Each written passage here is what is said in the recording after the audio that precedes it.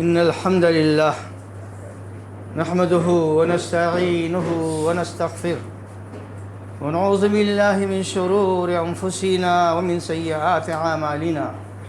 من يهده الله فلا مضل له ومن يضلل فلا هادي له وأشهد أن لا إله إلا الله وأشهد أن محمدًا عبده ورسوله يا أيها الذين آمنوا اتقوا الله حق تقاته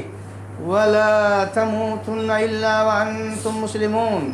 يا أيها الناس اتقوا ربكم الذي خلقكم من نفس واحدة وخلق منها زوجها وبث منهما رجالا كثيرا ونساء واتقوا الله الذي تساءلون به والأرحام إن الله كان عليكم رقيبا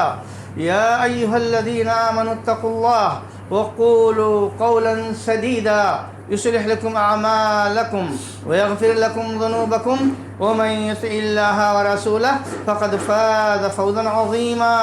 أما بعد فإن خير الحديث كتاب الله وخير الهدي هدي محمد صلى الله عليه وسلم وشر الأمور محدثاتها وكل محدثة بدعة وكل بدعة ضلالة وكل ضلالة في النار. أعوذ بالله السميع العليم من الشيطان الرجيم. بسم الله الرحمن الرحيم. قال الله سبحانه وتعالى: للرجال نصيب مما ترك الوالدان والأقربون وللنساء نصيب مما ترك الوالدان والأقربون مما قل منه أو كثر نصيبا مفروضا. برادران اسلام و حاضرین جمعہ، اس سے پہلے مالی حقوق سے متعلق جو گفتگو گزری ہے اس میں بنیادی طور سے جو بات معلوم ہوئی وہ یہ ہے کہ انسان کا اپنا مال وہ ہوتا ہے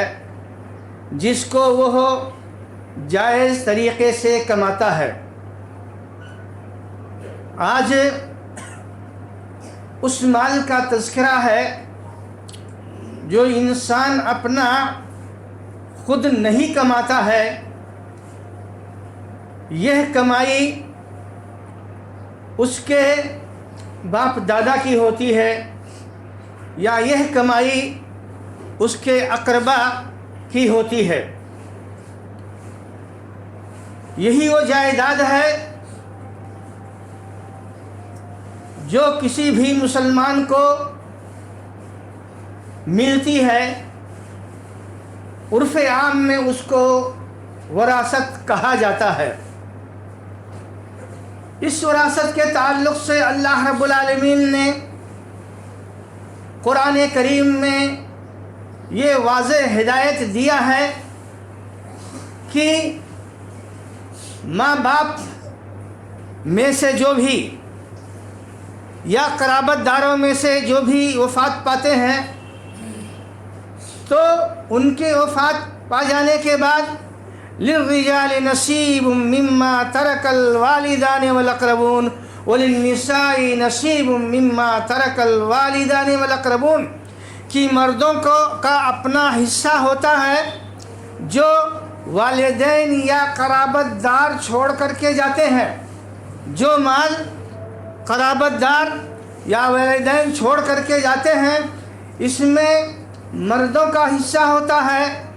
اور اسی طریقے سے خواتین کا بھی حصہ ہوتا ہے۔ اگر باپ وفات پاتا ہے، باپ جو جائیداد چھوڑ کر کے گیا ہے، تو ایسا نہیں ہے کہ وہ جائیداد صرف مردوں میں تقسیم کیا جائے گا،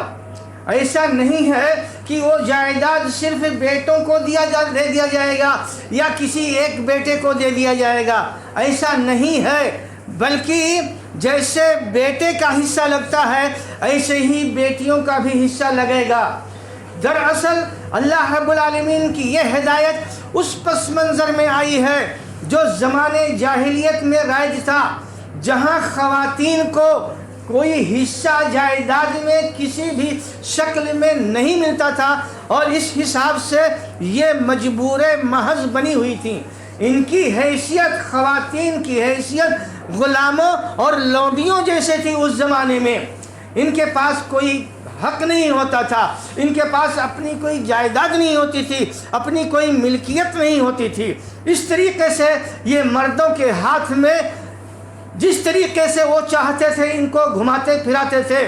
اللہ رب العالمین نے جب دین اسلام کا نزول فرمایا تو خواتین کو ان کا جو حق معاشرہ میں ہوتا ہے اور وہ حقوق جو قرابت داری اور رشتہ داری کے اعتبار سے ہوتی ہے اور وہ حقوق جو اس کے اپنے ازدواجی زندگی کے تعلق سے ہوتی ہے، اسی طریقے سے وہ تمام حقوق اللہ رب العالمین نے دیا جس کی محتاج اور جس کی ضرورت مند ایک خاتون ہوا کرتی تھی. انہی حقوق میں سے، انہی جو ہے فرائض میں سے جو اللہ رب العالمین نے انسانوں میں بحیثیت مال تقسیم کیا ہے تو اسی میں سے یہ حصہ وراثت کا خواتین کو دینے کی ہدایت دی ہے. زمانے جاہلیت میں ہوتا یہ تھا کہ اگر باپ دھن دولت چھوڑ کر کے مر گیا تو اس کا جو بڑا بیٹا ہوا کرتا تھا، وہ بیٹا جو جنگ میں شریک ہونے کے لائق ہوتا تھا اور جنگوں میں شریک ہوتا تھا، صرف اسی کو باپ کی پوری وراثت مل جاتی تھی. اگر اس کے بیٹے چھوٹے ہوتے تھے، جنگ میں شریک ہونے کے لائق نہیں ہوتے تھے، تو باپ کی وراثت بیٹوں میں سے کسی کو کچھ نہیں ملتی تھی. اس کے اولاد میں سے سب کے سب محروم ہو جاتے تھے اور وہ جو ہے اس میت کا بھائی یعنی ان بچوں کا چچا لے لیتا تھا. وہ مکمل اس کا قبضہ اس پر ہوتا تھا، تصرف ہوتا تھا. ایسے ہی اولاد میں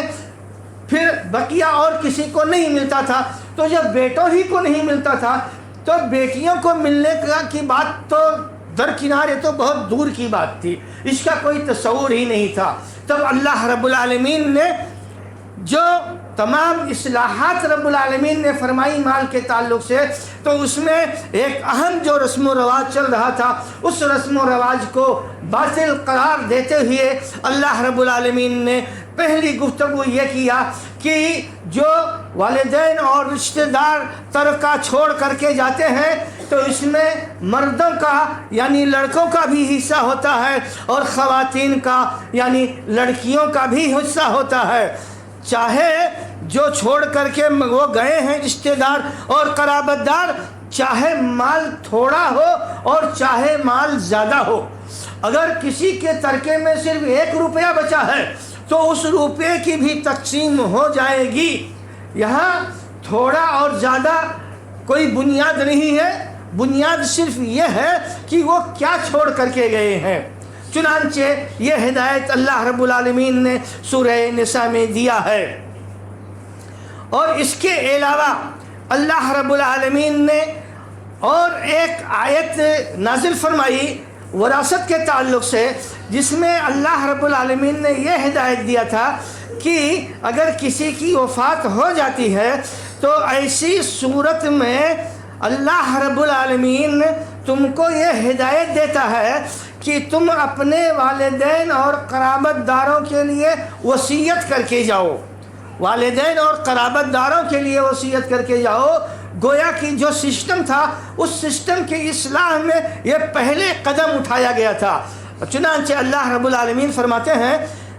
کتب علیکم اذا حضر احدکم الموت ان ترک خیرا الوصیہ للوالدین والاقربین بالمعروف حقا علی المتقین. کہ اللہ رب العالمین نے انسانوں تمہارے اوپر جو ہے یہ فرض کر دیا ہے کہ جب تمہارے موت کا ٹائم آئے، وقت آئے اور تمہارے پاس جائیداد ہے جس کو تم چھوڑ کر کے جاتے ہو، تو تم کو اللہ یہ حکم دیتا ہے، یہ ہدایت دیتا ہے، تمہارے اوپر یہ ذمہ داری لکھ دیا ہے اللہ تعالیٰ نے کہ چاہے والدین ہو اور چاہے دیگر قرابت دار ہوں تو بھلائی کے ساتھ جو طریقہ جو سسٹم ہے اس اعتبار سے ان لوگوں کو وصیت کر کے جاؤ تاکہ کسی کو محرومی اس سلسلے میں نہ ہونی پائی جائے۔ یہ اللہ رب العالمین سے ڈرنے والوں کے لیے ایک برحق ذمہ داری ہے، اس ذمہ داری کو ادا کرنا چاہیے۔ تو اس طریقے سے یہ آیت اور وہ آیت، دونوں آیتوں کا یہ جو خلاصہ بنتا ہے وہ یہ خلاصہ بنتا ہے کہ جو ترکہ ہوتا ہے تو وہ ترکہ جو ہے مختلف لوگوں میں تقسیم ہوگا۔ اب کن لوگوں میں تقسیم ہوگا، کیسے تقسیم ہوگا، یہ اس شریعت کا ایک مکمل فن ہے جس کو فن میراث کہا جاتا ہے۔ اس کے اصول و ضوابط ہیں اور اس کے مسائل ہیں اور اس میں کچھ کلیات ہیں، کچھ جزیات ہیں جس میں ایک متخصص کی ضرورت ہوتی ہے جو ان مسائل کی روشنی میں جو ترکہ ہوتا ہے اس کے تقسیم کرنے کا سسٹم بتائے۔ موٹے طریقے سے اللہ رب العالمین نے یہ فرمایا ہے کہ جو کچھ جو ہے قرابت دار یا والدین چھوڑ کر کے جاتے ہیں تو اس میں مال متروکہ میں جو پہلی ذمہ داری عائد ہوتی ہے وہ یہ ہوتی ہے کہ اس میت کے اوپر وفات کے بعد جو اخراجات آ رہے ہیں کفن دفن کے تعلق سے یا قبرستان میں لے جانے کے تعلق سے، تو پہلے نمبر پر اس کے مال میں سے یہ خرچہ کیا جائے گا۔ جو مال انسان چھوڑ کر کے مرا ہے جس کو ترکہ کہا جاتا ہے، تو ترکے میں جو سب سے پہلا کام کیا جائے گا وہ یہ ہے کہ اس میت کی ضروریات جو کفن دفن کے تعلق سے کی جاتی ہے وہ خرچہ اس میں سے لیا جائے گا۔ دوسری بڑی ذمہ داری یہ ہے کہ اگر کسی کا کوئی قرضہ اس نے لیا ہے، کسی کا یہ انسان اگر مقروض ہے تو وہ وراثت اس وقت تک تقسیم کرنا جائز اور درست نہیں ہے جب تک اس کے قرضے کو چکا نہ دیا جائے۔ یہیں سے یہ بات واضح ہو جاتی ہے کہ جو لوگ وفات پا جاتے ہیں اور جن کا قرض جو ہوتا ہے وہ ادا نہیں کر پائے اپنی زمانے میں، اپنی زندگی میں، تو ان کے ترکے سے یہ قرض ادا کرنا ضروری ہے۔ اگر ایسے ہی اس کی تقسیم کر دی جاتی ہے اور جن کا قرض ہے وہ قرض باقی رہتا ہے تو ایسی صورت میں تمہاری یہ جائیداد تو تقسیم کرنا ناجائز اور حرام سمجھی جائے گی۔ اور اسی طریقے سے پھر جو بڑی ذمہ داری اور بڑی رسوائی اور پریشانی ہوگی وہ میت کے اوپر اس طریقے سے جائے گی جیسے کہ اللہ کے نبی صلی اللہ علیہ وسلم پوچھتے سے اگر کوئی آتا تھا، جو ہے میت لایا جاتا تھا نماز جنازہ پڑھانے کے لیے، آپ پوچھتے تھے کہ کسی کا قرض دار تو نہیں ہے؟ اگر قرض دار ہوتا تھا تو اللہ کے رسول صلی اللہ علیہ وسلم اس وقت تک ان کا نماز جنازہ نہیں پڑھاتے تھے جب تک یہ کنفرم نہیں ہو جاتا تھا کہ ان کے پیسے کے دینے کا ذمہ داری کون لیتا ہے۔ جب ذمہ داری کوئی لیتا تھا تو اللہ کے رسول صلی اللہ علیہ وسلم جو ہے پھر ان کی نماز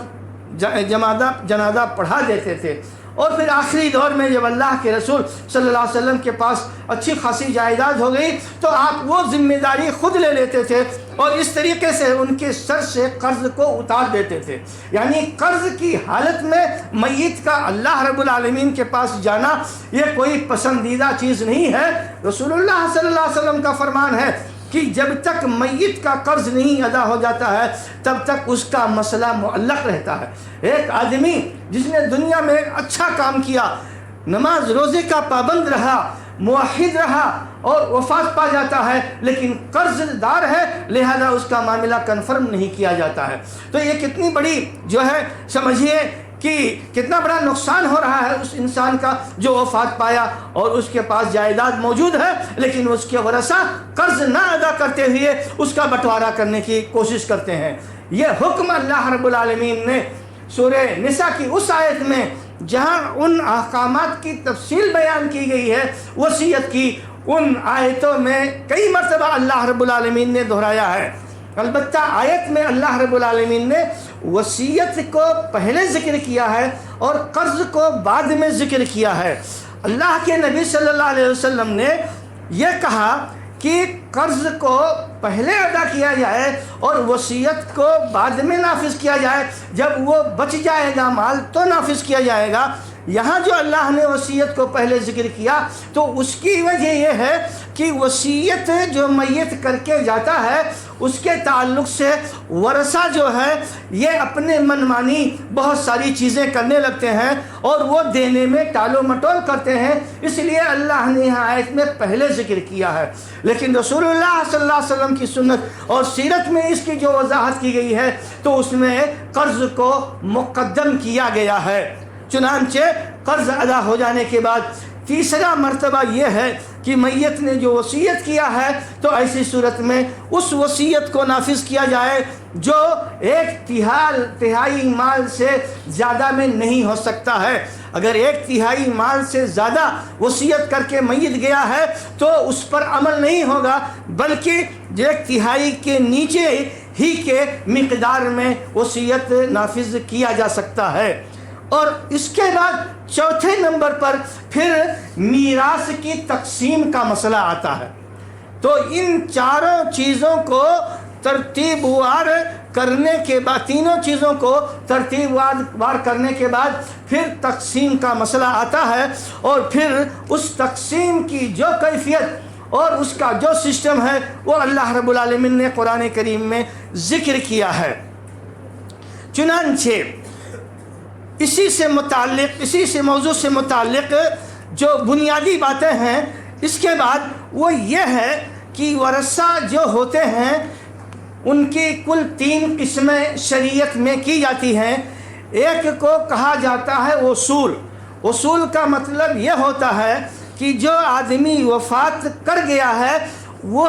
کس کے ذریعے سے اس روئے زمین میں آیا ہے، ان کو اصول کہا جاتا ہے، یعنی اس کے باپ اور دادا اور اس کے اوپر جو لوگ ہیں۔ تو ورثہ میں ایک وہ ہوتے ہیں جن کو اصول کہا جاتا ہے، اور دوسرا وہ ہوتا ہے جن کو فروع کہا جاتا ہے۔ فروع کا مطلب یہ ہوتا ہے کہ اس میت کے ذریعے سے کن لوگوں کا وجود ہوا ہے، یعنی اس کے بیٹے اور اس کے جو ہے پوتے وغیرہ نیچے تک جو بھی ہوں، تو اس کو جو ہے اس اصطلاح میں فروع کہا جاتا ہے۔ تیسرے قسم کے وہ ورثہ ہوتے ہیں جن کو حاشیہ کہا جاتا ہے، یعنی میت کے اصل سے اور میت کے ذریعے سے پیدا ہونے والوں سے تعلق نہیں ہوتا ہے، بلکہ ان کا تعلق جو ہوتا ہے یہ دوسری طرح سے قرابت داروں سے ہوتا ہے۔ مثلا میاں بیوی کے درمیان جو ورثہ ہوتا ہے تو یہ نہ اصول ہوتے ہیں نہ فروع ہوتے ہیں، یہ حاشیہ ہوتے ہیں، لیکن پھر بھی اللہ رب العالمین نے ان کا حق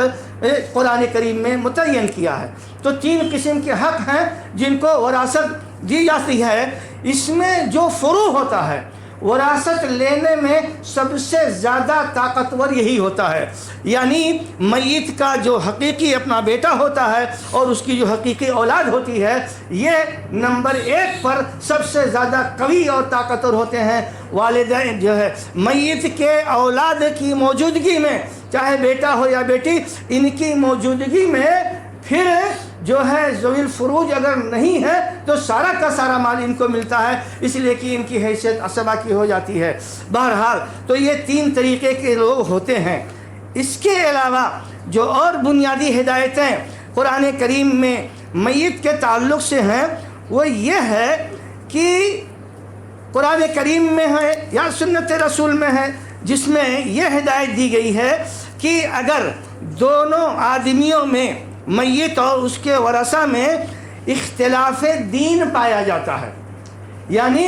ایک کافر ہے ایک مسلمان ہے، تو ایسی صورت میں پھر اس میں سے کوئی کسی کا وارث نہیں بن سکتا ہے۔ اللہ کے رسول کا فرمان ہے کہ المسلم لا يرث الکافر والکافر لا يرث المسلم۔ اللہ کے نبی صلی اللہ علیہ وسلم جب مکہ مکرمہ گئے تو اس وقت جو جائیداد آپ کے جو ہے سلسلے سے منتقل ہو کر آئی تھی، تو اس جائیداد کے مالک عقیل ابن ابی طالب تھے، جو حضرت علی ابن ابی طالب کے بڑے بھائی تھے۔ تو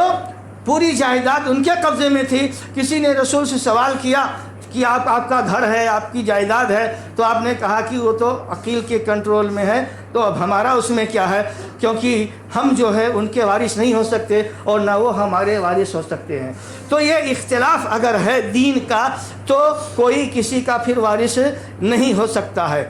ایسے ہی ورثہ میں سے اگر کسی نے اس انسان کے قتل میں حصہ لیا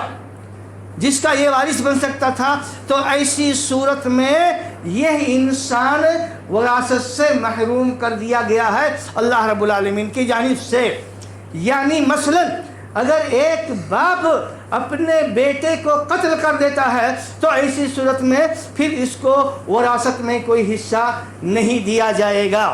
تو ایک دوسری چیز یہ ہوئی جس کو موانع ارث کہا جاتا ہے، یعنی وراثت میں ایسے لوگوں کو حصہ نہیں دیا جائے گا. تیسری چیز غلامی ہوتی ہے. جو انسان غلام ہوتا ہے تو اصلاً اس کی جو جائیداد ہوتی ہے وہ جائیداد اس کے مالک کی ہوا کرتی ہے، اس کی جائیداد وہ سمجھی جاتی ہے. لہذا اس کا کمایا ہوا جو مال ہے اس میں وراثت نہیں جاری ہوگی، اس کا جو سید ہے وہی اس کا سیدھے مالک بن جاتا ہے. اس کے علاوہ اور جو سسٹم ہے اس میں یہ باتیں بتائی گئی ہیں کہ ورثہ میں اگر ترکہ پانے والوں میں اگر بچے ہوں، ناسمجھ ہوں، چھوٹے ہوں، تو ایسی صورت میں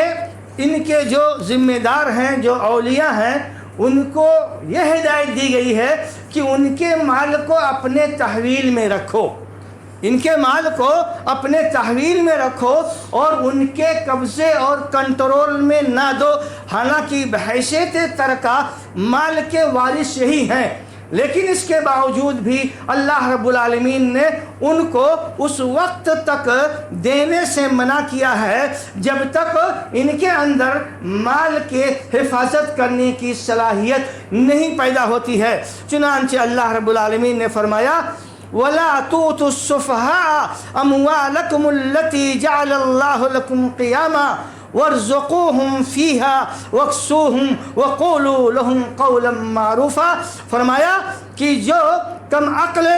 اولاد ہیں، کم عقل لوگ ہیں جو وراثت کے پانے کے حقدار ہیں، تو ایسے لوگوں کے ہاتھ میں تم جائیداد نہ چھوڑو،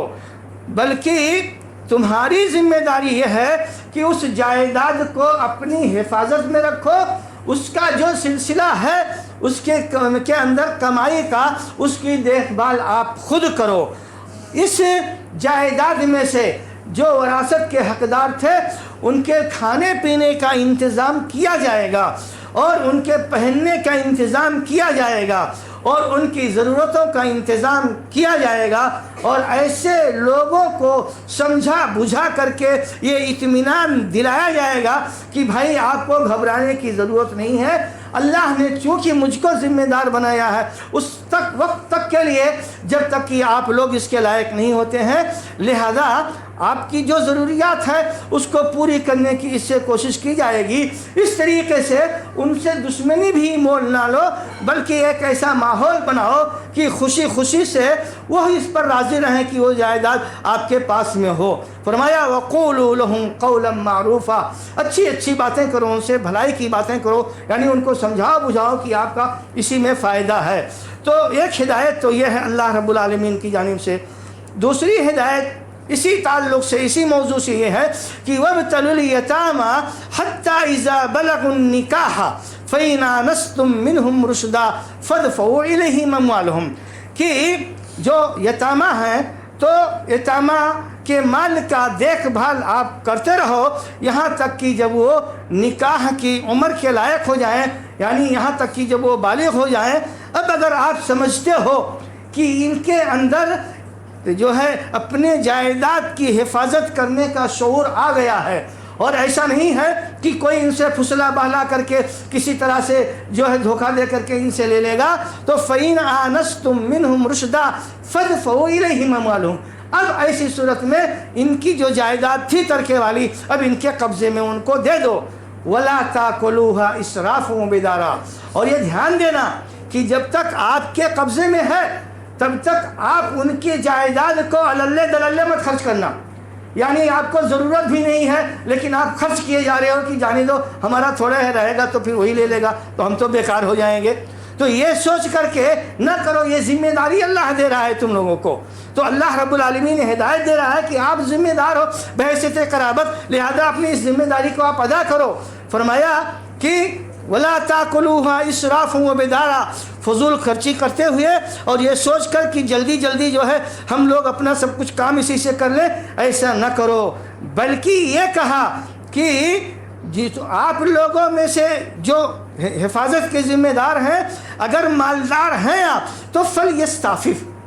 تو بالکل آپ اپنے آپ کو اس مال سے بچا کے رکھو. یعنی ان کا پیسہ اپنے اوپر خرچ ہی نہیں کرو. اگر آپ کو اللہ نے اتنی دیا ہے تو ان کا پیسہ آپ بالکل خرچ نہ کرو اور ان کی جائیداد کو باقی رکھو. وَمَنْ كَانَ فَقِيرًا فَلْيَأْكُلْ بِالْمَعْرُوفِ، اور جو محتاج ہے، جو غریب ہے، ضرورت مند ہے، تو وہ اس سسٹم سے اپنا خرچہ اس میں سے لے جو سسٹم اس زمانے میں اس معیار کے لوگوں کا چل رہا ہے. تو فرمایا کہ وَمَنْ كَانَ فَقِيرًا فَلْيَأْكُلْ بِالْمَعْرُوفِ فَإِذَا دَفَعْتُمْ إِلَيْهِمْ أَمْوَالَهُمْ، اور اب جب ان کی جائیداد کو واپس کرنے کی بات آ جائے، وہ موقع آ جائے، تو ان کی جائیداد کو واپس کرتے ہوئے آپ گواہ بناؤ، لوگوں کو گواہ بناؤ کہ ہاں بھائی یہ میرے قبضے میں ان کی اتنی ساری یہ جائیداد تھی. اس لیے کہ لوگ جانتے ہیں کہ اس کے والد کیا چھوڑ کر کے گئے تھے، تو اس پر گواہ بناؤ کہ اس کی جائیداد کیا تھی، اور یہ بھی گواہی رہے کہ ہاں مکمل جائیداد آپ نے اس کو واپس کر دیا. وَكَفَى بِاللَّهِ حَسِيبًا، اور اگر ایسا نہیں کیا انسانوں جو ہدایتیں دی گئی ہیں تو یقیناً جان رکھو کہ اللہ رب العالمین حساب کتاب کے لیے بہت کافی ہے. تو جب اللہ رب العالمین حساب کتاب کرے گا تو بطور دھمکی یہ ہدایت اللہ رب العالمین نے دی ہے، یہ بات اللہ رب العالمین نے کہی ہے. لہذا اللہ رب العالمین کی ہدایتوں کو سامنے رکھتے ہی وراثت کے معاملے میں جو ہے عمل دخل اپنا دینا، اگر ایسا ہوا تب یقیناً پھر یہ تمہارے لیے ایک اچھا مال ہوگا، ایک جائز مال ہوگا، یا ایسی جائیداد تمہاری ہوگی جو بغیر کمائی کے اللہ رب العالمین نے اپنے فضل و کرم سے گویا کہ تم کو عطا کیا ہے. لہذا اللہ رب العالمین کی ہدایتوں پر عمل کرنا ہماری اور آپ کی ذمہ داری ہے. اللہ رب العالمین سے دعا ہے کہ اللہ تبارک و تعالی ہم تمام مسلمانوں کو صحیح سمجھ عطا فرمائے. رب العالمین کسی کے حقوق کو چھیننے سے کسی بھی طرح سے اللہ رب العالمین ہم لوگوں کو محفوظ رکھے. اللہ رب العالمین ہم کو تو اس بات کی توفیق دے کہ تو نے جو ہدایتیں دی ہیں اپنے قرآن کے ذریعے سے یا اپنے نبی صلی اللہ علیہ وسلم کے ذریعے سے، اس کے مطابق ہم جائیداد کی تقسیم کریں. اللہ رب العالمین ہماری گناہوں کو، ہماری غلطیوں کو، ہماری غفلتوں کو، ہماری کوتاہیوں کو معاف فرما دے. بار الہا ہمارے ہر قسم کی گناہوں اور غلطیوں کی رب العالمین جو ہے غلطیوں کو رب العالمین معاف فرما دے. اللہ رب العالمین جب تک اس دنیا میں ہم زندہ رہیں دین اسلام پر زندہ رہیں اور ہمارا خاتمہ ہوتے ایمان پر ہو. آمین یا رب العالمین. اقول قولی ھذا واستغفر اللہ لی ولکم ولسائر المسلمین من کل ذنب فاستغفروہ انہ ھو الغفور الرحیم.